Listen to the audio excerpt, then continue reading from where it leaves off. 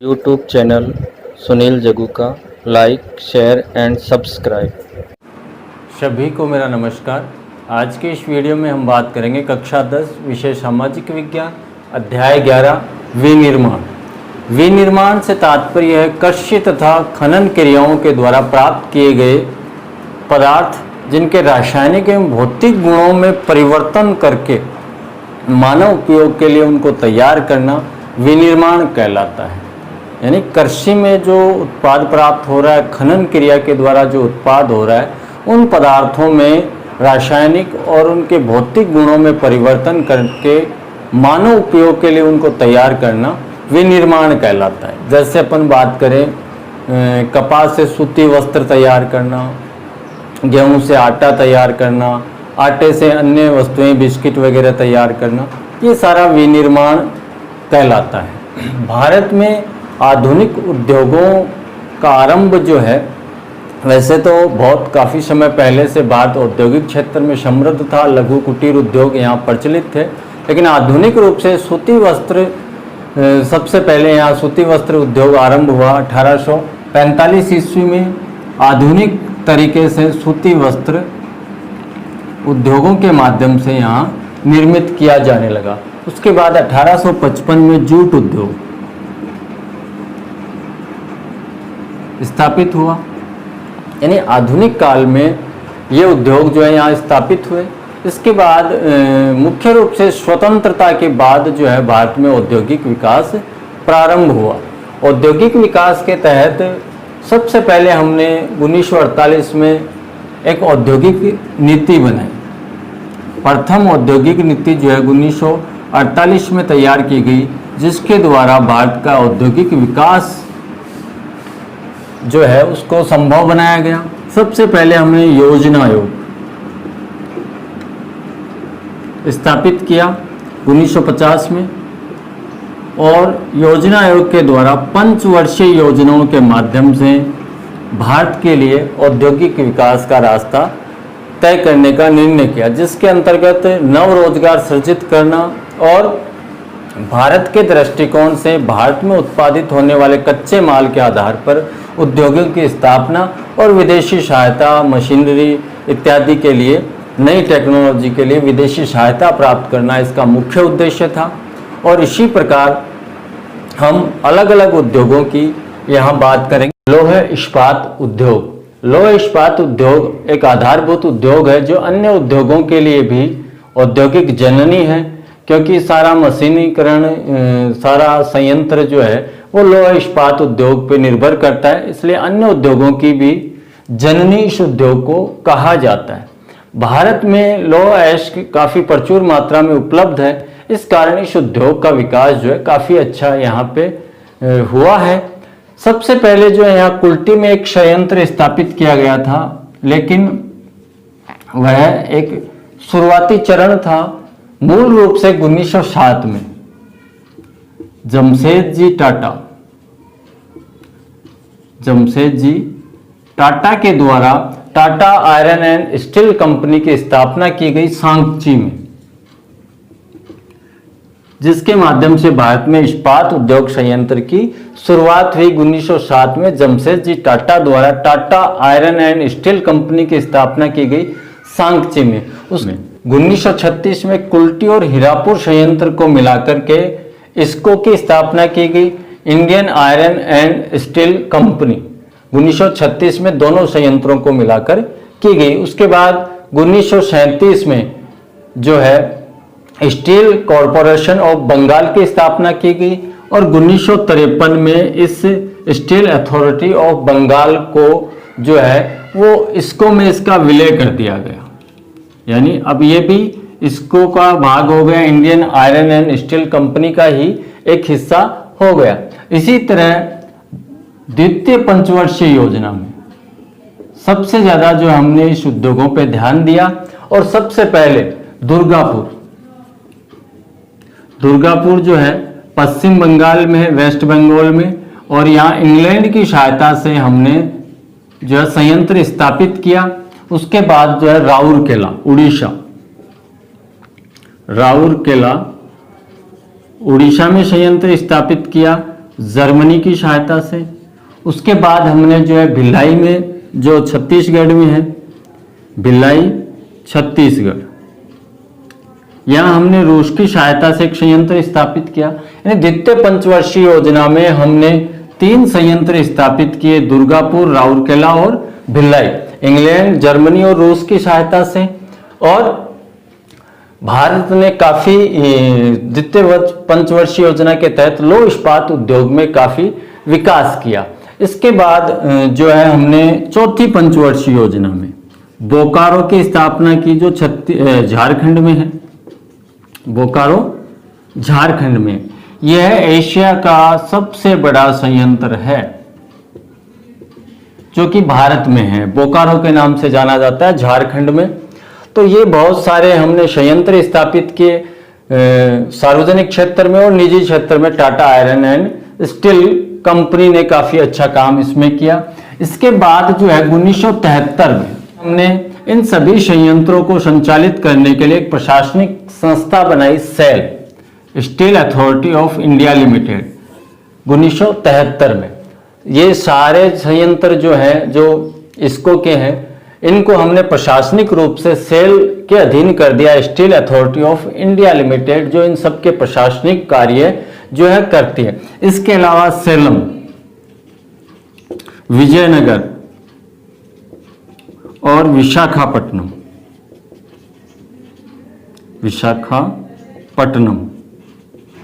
ये 3 संयंत्र हमने और स्थापित किए। सेलम तमिलनाडु में है, विजयनगर कर्नाटक में है और विशाखापट्टनम आंध्र प्रदेश में है। ये भी steel authority of India limited के अधीन कर दिए गए। यानी अब जो सार्वजनिक क्षेत्र के भारत के जितने भी लौह इस्पात संयंत्र हैं, वो सारे सेल जो है उसके अधीन प्रशासनिक कार्य जो है उनका सेल करता है। इसके अलावा इस उद्योग का जो स्थानीयकरण है वो सबसे ज्यादा वहां पर हुआ जहां कच्चा माल उपलब्ध था और सस्ता परिवहन था, क्योंकि इस उद्योग में कच्चे माल की जो है डिमांड, मांग ज्यादा होती है, इसलिए परिवहन लागत कम से कम आए, ऐसे स्थान पे इन संयंत्रों की स्थापना की जाती है। इसलिए जहां कच्चा माल होगा वहीं पर लौह इस्पात संयंत्र की स्थापना होगी। कच्चे माल के रूप में इन संयंत्रों को लौह अयस्क की आवश्यकता होती है, उसके साथ बहुत सारे जल की आवश्यकता होती है और कोयले की आवश्यकता होती है। इसलिए लौह इस्पात उद्योग का स्थानीयकरण सबसे ज्यादा कोयले की खान और लौह अयस्क की खानों के आसपास हुआ है। और इसमें सबसे ज्यादा योगदान जो है बहुउद्देशीय जो परियोजना बनाकर पानी की व्यवस्था की गई है, जल की व्यवस्था, उसका भी बहुत बड़ा योगदान रहा है।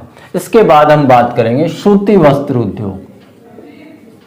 सूती वस्त्र उद्योग, सूती वस्त्र उद्योग एक प्राचीन उद्योग है जो भारत में लघु और कुटीर उद्योग के माध्यम से संचालित था। सूती वस्त्र उद्योग का भारत की मनुस्मृति, ऋग्वेद आदि में काफी उल्लेख मिलता है। लेकिन उस समय जो कपड़ा है हाथ से बनाया जाता था, जिसकी पूरे विश्व में मांग थी और वो मांग आज भी है। भारतीय सूती वस्त्र की मांग आज भी लगातार बनी हुई है। और सबसे पहले भारत में 1818 में कलकत्ता में एक प्रयास किया गया जो विफल रहा आधुनिक तरीके से सूती वस्त्र तैयार करने के लिए। 1818 में कलकत्ता में फोर्ट ग्लेशियर स्थान है, वहां पे एक संयंत्र की स्थापना हुई, लेकिन वो विफल रहा। उसके बाद सबसे पहले 1854 में कवासजी डबर के द्वारा निजी क्षेत्र में एक सूती मिल स्थापित की गई और ये मुंबई में स्थापित की गई। यहां से भारत में आधुनिक तरीके से सूती वस्त्र का निर्माण संयंत्रों में, कारखानों में किया जाने लगा।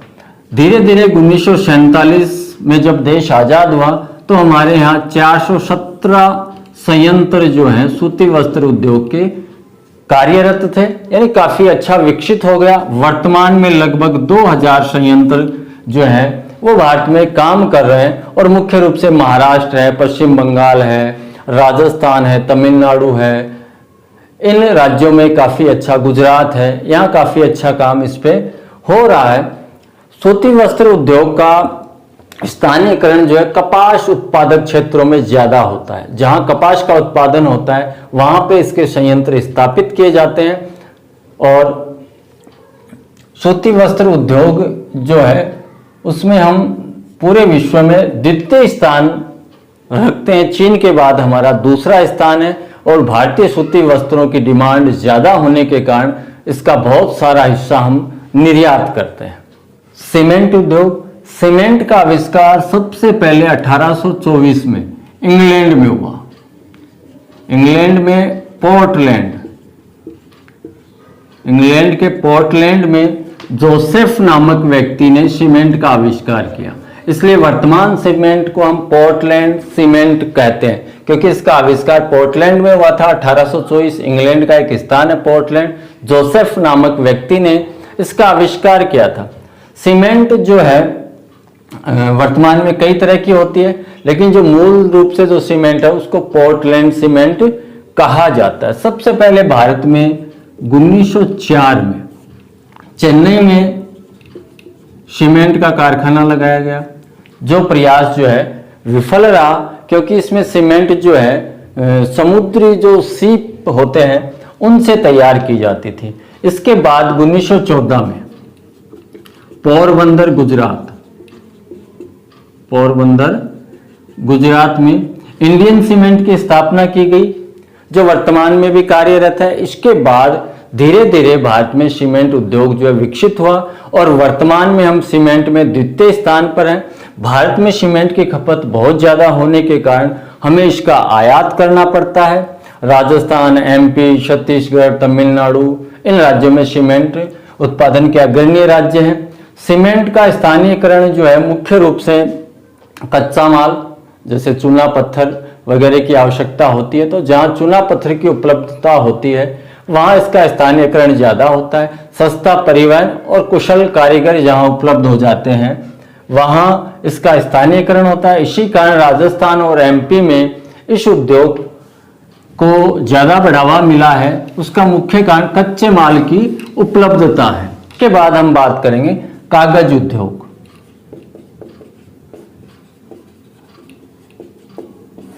प्राचीन समय में भारतीय ऋषि मुनि जो है पेड़ पौधों जो है उनकी छाल, उनके पत्ते, इन पे लिखने का काम करते थे। लेकिन आधुनिक समय में कागज का आविष्कार हुआ और मुख्य रूप से कागज जो है पेड़ पौधों के पत्तों, छाल और जो कृषिगत अवशिष्ट होता है उससे तैयार किया जाता है। भारत में 70% कागज जो है गन्ने की खोई से बनाया जाता है। गन्ने की जो खोई है उससे बनाया जाता है। प्राचीन समय में ये भारत का एक समृद्ध कुटीर उद्योग था।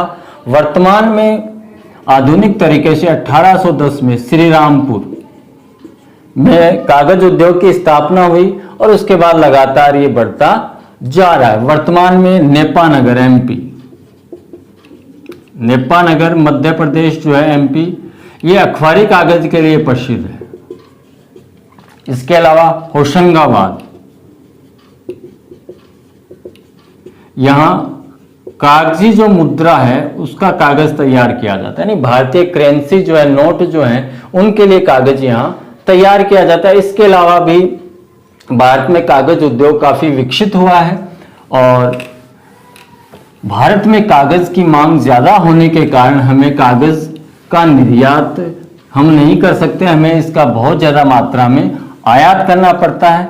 और वर्तमान में पर्यावरण को होने वाली क्षति के कारण कागज उद्योग काफी प्रभावित हो रहा है। अब हम बात करेंगे औद्योगिक प्रदूषण।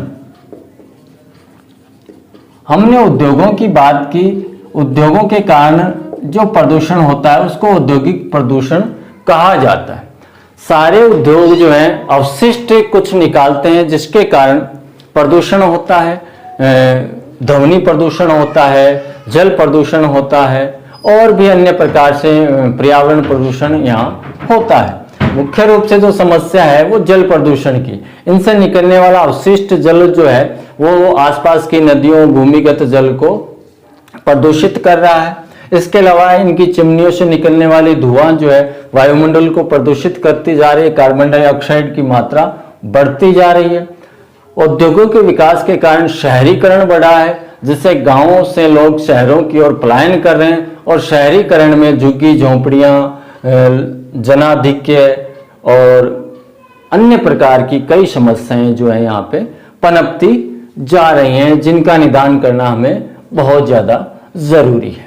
राजस्थान में उद्योग जो है भारत के कुल जो औद्योगिक क्षेत्र है उसमें 6% योगदान राजस्थान के उद्योगों का है। राजस्थान के जीडीपी में राजस्थान के उद्योगों का योगदान 30% है। औद्योगिक दृष्टि से राजस्थान एक पिछड़ा हुआ राज्य है और यहाँ कुछ मुख्य उद्योग हैं, जैसे सीसा एवं जस्ता उद्योग। सीसा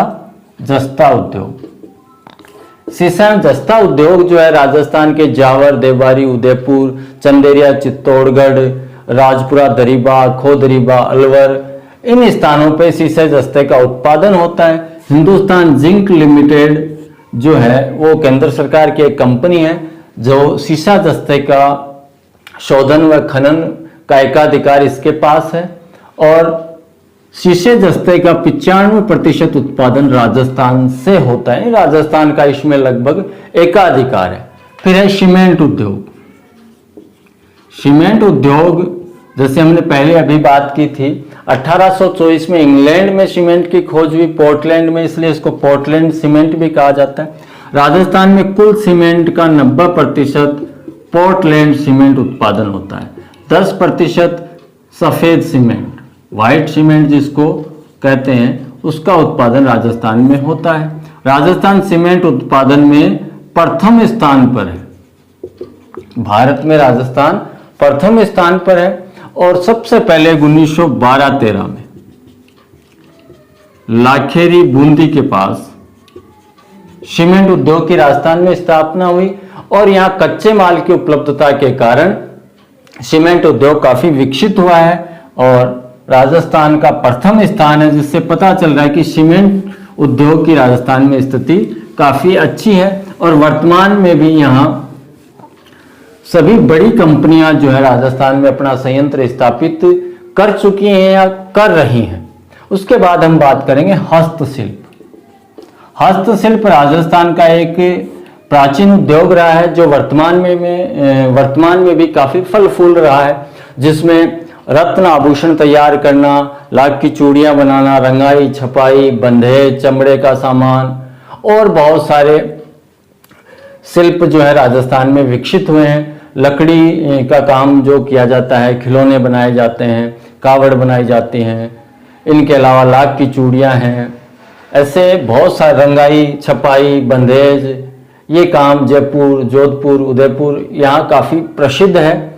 तो हस्तशिल्प राजस्थान का एक मुख्य उद्योग है जिससे यहाँ की बहुत सारी जनता रोजगार प्राप्त करती है। उसके बाद है मार्बल उद्योग, संगमरमर उद्योग या मार्बल उद्योग। मकराना, नागौर, जालोर, चित्तौड़, प्रतापगढ़, भीलवाड़ा, ये सिरोही, ये जो जगह हैं यहाँ पे काफ़ी मात्रा में संगमरमर पाया जाता है। विभिन्न प्रकार का संगमरमर यहाँ मिलता है, जिसके कारण राजस्थान मार्बल में काफ़ी अच्छा उद्योग है, मार्बल उद्योग राजस्थान का। और मकराना, नागौर तो संगमरमर नगरी के नाम से जाना जाता है। यहाँ से मार्बल का विदेशों में काफ़ी मात्रा में निर्यात किया जाता है, जो राजस्थान की आय का बहुत बड़ा एक साधन है। उसके बाद हम बात करें नमक एवं रसायन उद्योग। नमक उद्योग राजस्थान में काफ़ी विकसित है क्योंकि यहाँ खारे पानी के झील सांबर, पचभद्रा, डीडवाना यहाँ स्थित है, जिनसे नमक तैयार किया जाता है, सल्फेट तैयार किया जाता है। नमक के साथ ही यहाँ सल्फेट संयंत्र हैं, सोडियम सल्फेट संयंत्र हैं, जिनके माध्यम से काफ़ी नमक उत्पादन यहाँ होता है। सांबर झील से लगभग 9% नमक भारत का उत्पादन लिया जाता है। यानी पूरे भारत का 9% नमक सांबर झील में बनता है। तो नमक और रसायन उद्योग भी यहाँ काफी उन्नत स्थिति में है। उसके बाद है ऊन उद्योग। ऊन उद्योग जो है राजस्थान का एक प्राचीन उद्योग है क्योंकि यहाँ मुख्य रूप से भेड़ पालन किया जाता है। भेड़ पालन पश्चिमी राजस्थान का मुख्य पशुपालन या कह सकते हैं व्यवसाय है, जिससे हमें ऊन प्राप्त होती है। भेड़ हैं, बकरियां हैं, ऊंट हैं, इनसे हमें ऊन प्राप्त होती है। इस कारण ऊन उद्योग यहाँ काफी विकसित है। बीकानेर इसमें अग्रणी जिला है। इसके बाद हम बात करें सूती वस्त्र उद्योग। सूती वस्त्र उद्योग में भी राजस्थान एक नूतन अवस्था जिसको हम कह सकते हैं उसमें अभी है, लेकिन यहाँ कपास का उत्पादन काफी अच्छा होने लगा है, जिसके कारण भीलवाड़ा, कोटा, जयपुर, यहाँ पाली, यहाँ सूती वस्त्र उद्योग की काफी संभावनाएं हैं और काफी अच्छी स्थिति में ये उद्योग राजस्थान में चल रहा है। देश का लगभग 4% सूती वस्त्र का उत्पादन राजस्थान में किया जाता है। इसके बाद बात करेंगे तिलहन उद्योग। तिलहन उद्योग के अंतर्गत राजस्थान तिलहन उत्पादन में प्रथम स्थान पे है, इसलिए तिलहन उद्योग भी यहाँ काफी अच्छी स्थिति में है। सरसों है, मूंगफली है, अलसी है, अरंडी है, सोयाबीन है, इसका काफी अच्छा उत्पादन राजस्थान में होता है। राजस्थान में तेल उद्योग या तिलहन उद्योग काफी विकसित अवस्था में है। राजस्थान का इंजन मार्ग का सरसों तेल, नेताजी ब्रांड तेल काफी प्रसिद्ध है, जहाँ जयपुर में इनकी फैक्ट्री कारखाना है और तिलहन उद्योग तिलहन उत्पादन के कारण यहाँ काफी अच्छी स्थिति में है। इसके अलावा भी राजस्थान में काफी अन्य उद्योग कार्यरत हैं। ये कुछ प्रसिद्ध उद्योग थे राजस्थान के। अब प्रदूषण की बात करें, राजस्थान और पूरे भारत में औद्योगिक प्रदूषण जो है एक बड़ी समस्या बनी हुई है और औद्योगिक क्षेत्र में इसके कारण कई समस्याएं पैदा होती जा रही हैं। पोल्यूशन से हो रही है, इसके अलावा अपने औद्योगिक क्षेत्र में काफी समस्याएं उत्पन्न है, जिनका निदान बहुत ज्यादा आवश्यक है। जैसे मशीनीकरण जो है भारत में कम हुआ है, तकनीकी रूप से अपने यहाँ मशीनरी जो है पुरानी है, तो उसको चेंज करना, परिवर्तन करना, लेटेस्ट आधुनिक तकनीकी को अपनाना बहुत ज़्यादा जरूरी है। जैसे सूती वस्त्र उद्योग जो हमारा धीरे धीरे पिछड़ने लगा है, उसका मुख्य कारण हमारे यहाँ के जो संयंत्र कारखाने हैं उनका टेक्नोलॉजी जो है वो काफ़ी पुरानी है, जिसको धीरे धीरे हमें परिवर्तन करना जरूरी है, जिसमें निजी क्षेत्र के साथ साथ सरकार के सहयोग की भी आवश्यकता है। ये सारे उद्योग भारत के लोगों को काफ़ी रोजगार उपलब्ध करवाते हैं, इसलिए रोजगार की दृष्टि से भी काफ़ी महत्वपूर्ण है, क्योंकि भारत में मानवीय श्रम की उपलब्धता ज़्यादा है। इसलिए मानव आधारित रोजगार जो है उपलब्ध कराना, वही तकनीकी काम में लेना बहुत ज़्यादा ज़रूरी है। तो आज के लिए इतना ही, धन्यवाद।